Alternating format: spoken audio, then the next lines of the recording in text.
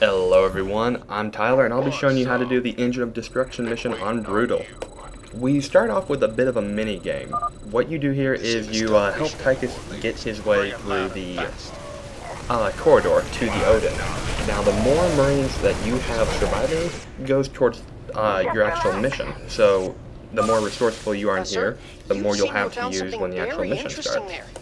Of course, the best you could hope for is 5 Marines and 2 medics, which doesn't sound like a lot, but you can build a bunker in the front of your base by the choke point, and that'll help you defend off some early pushes. Ever notice how your phone loves to ring at the most inconvenient time, like when you're doing a commentary through the internet, as everybody does? But now at the mission, I lost 2 Marines, not too bad. Well, may end up losing more. Nope, looks like I can take the brunt of that impact. And by impact, I of course mean Perdition turret. Here is where the fun begins. You want to make sure you get a really strong economy really fast. However, you want to make sure you don't lose the Odin. The first 2 base attacks are really the most important, because after that you'll have a fairly good economy and be able to pump out a whole bunch of units. From this point on in the campaign, with the exception of All-In, I kind of prefer a medevac, or not medevac, science vessel and battlecruiser combination. Also make sure to pick up these Vespin gas articles, or whatever you want to call them, little treasure chests, because one of the biggest hindrances towards the mid-game on this mission would be a Vespin gas. So you can get that out of the way and kind of help transition yourself into a better play. Maybe better play wasn't the right word, but a better overall standing. Now, once the Wraith knock out the battlecruisers, you want to make sure you put them on the offensive right away. The great thing is, they can cloak, which means that nobody's going to be able to fire back in the first base. In the second base, you'll have to worry about a missile turret and a Raven. However, the first base has Marines, Marauders, and Barracks, so you can send them in right away. I recommend kind of doing a starport rush off the bat. You want to make sure you get at least 1 Banshee, and a couple Vikings wouldn't hurt to the second base, because the Raven will do quite a bit of, it'll create some problems. Personally, I think the most difficult part about this mission is the second base, and once you get through that, you'll be fine, you'll be completely set. Also make sure you're ready to expand to the second base, which will be in the top left corner of the mini-map. Once you do that, look at that for getting a relic, or not relic, but research thing. But once you knock out the second base, expand there, and you will be set. After that, it's just be cleaning up. So really, you're making the beginning of the mission more difficult than it needs to be. So the end of the mission. For those who are interested in the Loki kill, the build I go will allow you to easily take out the Loki. However, I don't go ahead and do it. I actually bypass it for whatever reason. Actually, I'm pretty sure I already have it. But with this plan, you'll be able to easily take it out without very much problems at all. Now, the hardest part about this mission, as I said before, is the beginning. If you find your Odin taking a lot of damage and you're not ready to, you don't have any way of healing up, a science vessel will help, and you can stack that on with the repair ability of a melee. You can call down a melee anywhere on the battlefield anytime you want, provided you're limited, of course, and you can go ahead and repair, which helps out a ton, especially in the second base push. So right about now, right when you finish up with the first base and you're clearing it out, I recommend start hoarding up energy. I also recommend putting 2 bunkers and a tank at your main base choke. With that, you'll definitely be able to hold it, and you won't have to worry about later on in the game. Once you get that established, you'll be completely fine.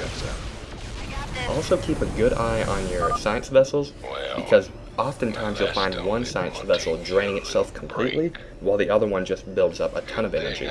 So if that ever happens to you, go ahead and take the one that's nearly empty, and just run it back 10 yards and then run it forward, and then you're set, you're golden. Right about now you want to be aiming towards the fusion core. At this point in the game, you're going to want it for the third kind of ramp push. That'll be to the northeast of your main base, and that will, it won't require a battlecruiser, but battlecruisers make it a ton easier, just because you can send them in right before the Odin, and they definitely have the hit points to take those shots. And if you go ahead and get the upgrade from the armory, the defense matrix, you'll be able to divert a ton of damage from the Odin to a battlecruiser. Or you can just use them for firepower, because they do a ton of damage. Now we see that I pulled 5 SCVs from the mineral line. Make sure to keep on pumping out SCVs because you don't want to starve yourself, of course. And I'm getting ready for the second base push. I have 4 Wraith, 2 Banshees, and they're all going to cloak up. Make sure when you send in the SCVs, you don't send them in one base boost because splash damage is definitely ripping apart the very mission. As I said before, you can call down a mule whenever you need, provided you have energy, and that'll definitely help repairing. SCVs and the science vessel repairing will stack on top of each other, so that's a very helpful thing.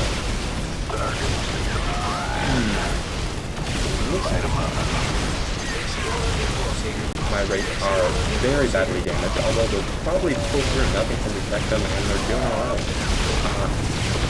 You can definitely pull them back and have the science vessel heal up on them, or you can take it kind of slow with the science vessel and only have that focus on the Odin just then. If you can fail with the science vessel, okay, here we go.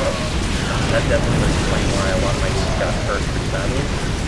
Make sure that you keep your Wraith in very good shape. You don't want to lose them early on because then you have to build Viking, or you could build more Wraiths, but I'm not a big fan of them. They seem too much built upon the dimension of harassment, and so the way this mission goes so you definitely want to go for a Viking if you're thinking anti-air. On just about any other mission, I'd say a Wraith definitely has potential. It has a possibility of working out very well, but for this mission, because you can build just one base push here and there, you definitely want to get something that is cost-effective in a big army, and a Wraith just seems too flimsy for me to like it. But looking at the battle, it looks like I lost 5 SCVs, 1 Banshee, and 1 Wraith. And one of the big parts of that is I definitely made a big error by not having 2 of my science vessels with me when I did my push. So you could probably almost make that a perfect attack and not lose a unit if you play a little better than I. At this point, you definitely want to make sure that your refineries are refining maximum gas. In fact, I highly recommend expanding out here so you can go ahead and get the refineries, because you're going to want to start supporting battle cruisers. If you want the Loki achievement, the best way to do it is to rush them there with hard AA and hit really hard with the amount of bam, bam, bam. Because Loki, if you give it a few seconds to fight back, will do a ton of damage to you. So you want to shut that fight down as quickly as you can with a bunch of bursts of damage. So really at this point, it's your choice. If you like what you're doing and you think that all you want to do is get through the mission, you're not interested in the Loki achievement, you have a lot of pathways to go about. You're not really focused into a Viking science vessel hybrid with several battle cruisers, really. You can go ahead and do whatever. You can build Goliath, Marines, Medics. All those are very reasonable things to add. And you could actually probably incorporate them to some degree with the Loki achievement.